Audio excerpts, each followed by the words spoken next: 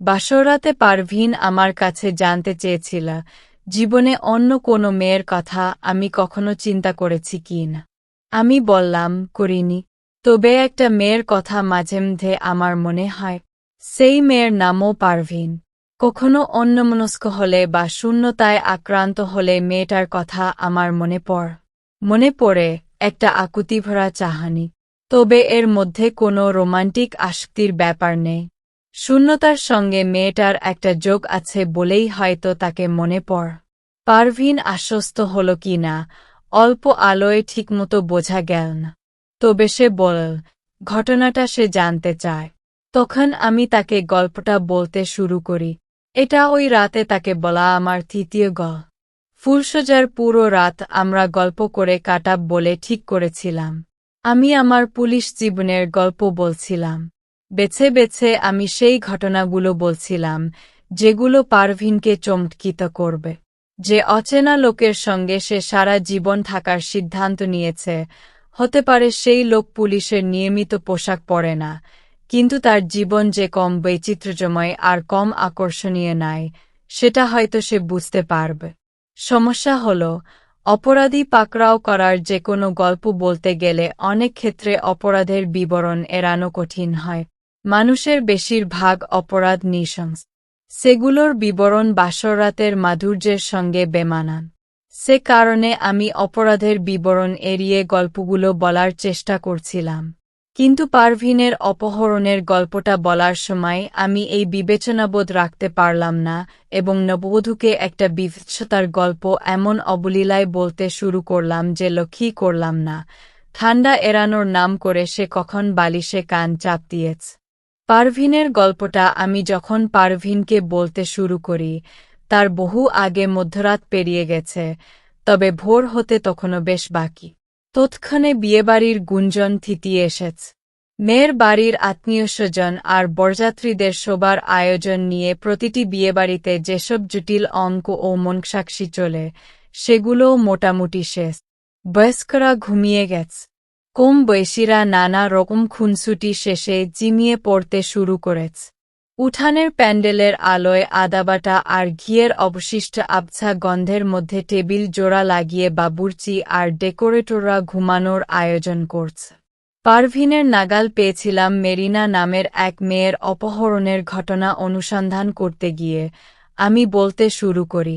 মেরিনাদের বাসা ঢাকা শহরের এক প্রান্তে, বেড়াইত নামের একটা ঝিল এলাকায়। চারপাশে আবাসন প্রকল্পের ধুন্ধুমার চললেও ওখানকার ফকিরখালি এলাকাটা এখনো কিছুটা গ্রাম। দুয়েক ফালি ধানক্ষেতও চোখে পড়তে জায়গাটা তখনও সিটি কর্পোরেশনের অধীন আসেনি। মেরিনা ফকিরখালি হাই স্কুল থেকে ম্যাট্রিক পাস করে মাইল দুয়েক দূরে বাড্ডায় মহানগর ডিগ্রি কলেজে ইন্টারমিডিয়েটে ভর্তি হয়। বেড়াইদে নীলা মার্কেটের সামনে থেকে সে একটা টেম্পোতে চেপে কুড়িল বিশ্ব রোডে এসে তারপর বাসে চেপে মধ্যবাড্ডায় তার কলেজে সেকেন্ড ইয়ারে পড়ার সময় মার্চে মেরিনা নিখোঁজ হয়। কলেজের উদ্দেশ্যে বের হয়ে আর ফিরে আসেনি। আমাদের ডিবিতে মামলাটা আসে তার নিখোঁজ হওয়ার 4 মাস পর। আমাকে তখন সদ্য থানা থেকে সরিয়ে ডিবিতে প্লেস করা হয়েছে। তদন্তের ভার পড়েছিল খায়রুল নামের এক সিনিয়র অফিসারের উপর। তিনি এক হাতে 3টি মামলা সামলাচ্ছিলেন। আমি তার মোটরসাইকেলের পেছনে চেপে সারা ঢাকা শহর ঘুরি, তাকে দাপ্তরিক সহায়তা যোগাই। অপর 2 মামলা কিছুটা পলিটিক্যাল ছিল বলে এসআই খায়রুলের মূল মনোযোগ ছিল সেগুলোর দিক।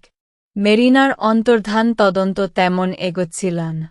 ফলে আমি কিছুটা উপায়াচিত হয়ে আর কিছুটা মেরিনার বাবার নিয়মিত ধরনার চাপে পড়ে নিজে খোঁজখবর শুরু করি এবং সপ্তাহখানেকের মধ্যে বেশ কিছু লিড পেয়ে যায়। তদন্ত খুব কঠিন ছিল না। বিশেষ করে ফোন কল রেকর্ড ট্রেস করে ওমর ফারুক নামের একজনকে শনাক্ত করতে আমার খুব একটা বেগ পেতে হয়নি। লোকটা উত্তর বাড্ডায় গোল্ডেন ভ্যালি নামের একটা ট্রাভেল এজেন্সি চালায়। একসময় ভালো ব্যবসা ছিল, অনেক স্টাফ। পরে মালিকানা নিয়ে পার্টনারদের দ্বন্দ্বে ব্যবসা পড়ে যেতে থাক। ওমর ফারুক মেরিনার সঙ্গে নিয়মিত যোগাযোগ তৈরি করে। তাকে প্রায় ফোন কোনো ফোন রাত 1-2টার পরও করা হয়েছে। নিখোঁজ হওয়ার মাসখানেক আগে থেকে মেরিনাকে নিয়মিত দেখা যায় কুড়িল থেকে মধ্যবাড্ডায় তার কলেজ পর্যন্ত বাসে না এসে একটা প্রাইভেট কারে আসত। কুড়িল বাসস্ট্যান্ডের একাধিক দোকানদার এবং মহানগর কলেজের দুজন সহপাঠী এটা নিশ্চিত করে। 2005 সালে ম্যানুফ্যাকচার্ড এক্সকোরোলা মডেলের অফ হোয়াইট প্রাইভেট কারটি 2012 সালে ওমর ফারুকের নামে রেজিস্ট্রি করে। 2 বছর বয়সী বিবাহিত 3 সন্তানের জনক ওমর ফারুককে গ্রেপ্তার করা হয়। কোর্ট তাকে 5 দিনের রিমান্ডে দি।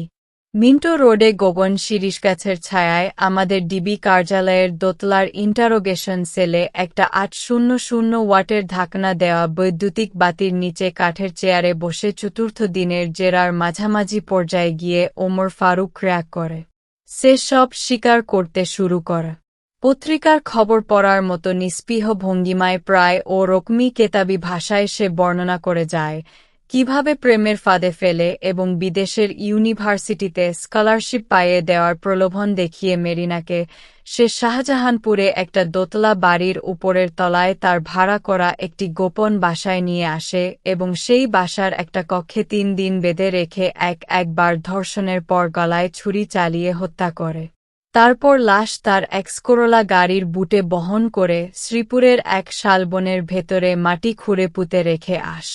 শালবনের মধ্যে ওই জায়গা খুঁজে বের করে আমাদের দেখাতে ওমর ফারুকের কিছুটা বেগ পেতে হয়। 5 মাস পরে লাশ গলে অনেকখানি মাটির সঙ্গে মিশে গেছে। মেরিনার বাবা কাপড় দেখে মেয়েকে শনাক্ত করেন। আমরা ডিএনএ টেস্টের জন্য স্যাম্পল রেখে লাশ বাবার হাতে তুলে দিই। ইন্টারোগেশন সেলে ওমর ফারুক কোনোরকম অনুশোচনা ছাড়া তার অপরাধের বর্ণনা দিয়েছিল এবং তা বেশ বিস্তারিতভাবে। জিজ্ঞেস করা না হলেও সে অপ্রয়োজনে অনেক কিছুর ডিটেইল বিবরণ দিচ্ছেন। তখন সেখানে আমি এবং এসআই খায়রুল ছাড়াও এসপি ওয়াহিদ ছিলেন। তিনি মাঝপথে বেরিয়ে যান। পরে শুনেছি তিনি বমি করেছিলেন। নিজের অপরাধকর্মের এরকম নিস্পৃহ বিবরণ দেওয়ার ক্ষমতা দেখে ওমর ফারুক সম্পর্কে একটা ব্যাপার আমি আর এসআই খায়রুল নিশ্চিত হয়ে যাই, লোকটা অপ্রকৃতিস্থ। আদালত আমাদের আরও 2 দিনের বাড়তি রিমান্ড মঞ্জুর করেন। 7ম দিন রিমান্ডের একেবারে শেষ পর্যায়ে ওমর ফারুক সেই কথা স্বীকার করে, যেটার সন্দেহ আমি ও খায়রুল ভাই দুজনেই মনে মনে করছিলাম, কিন্তু মুখ ফুটে একজন আরেকজনকে বলিনি। মেরিনা ওমর ফারুকের একমাত্র শিকার না।